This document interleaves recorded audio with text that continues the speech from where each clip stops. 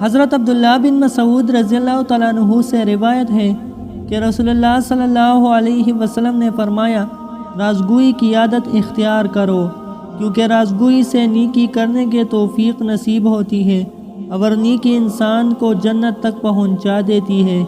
آدمی سچ بولتا رہتا ہے اور تلاش کر کر کے سچ بولتا رہتا ہے، نتیجہ یہ ہو جاتا ہے کہ اللہ تعالیٰ کی بارگاہ میں اس کا لقب صدیق پڑ جاتا ہے۔ اور دیکھو جھوٹ سے بچنا، کیونکہ جھوٹ پسق میں مبتلا کر دیتا ہے اور پسق دوزخ میں پہنچا کر چھوڑتا ہے۔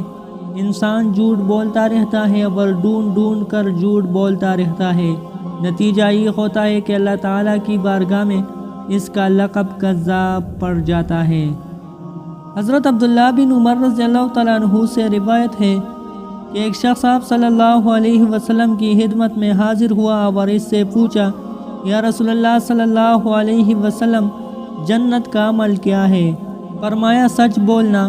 جب بندہ سچ بولتا ہے تو نیک بن جاتا ہے اور ایماندار ہو جاتا ہے، اور جب بندہ ایماندار بن جاتا ہے تو جنت میں داخل ہو جاتا ہے۔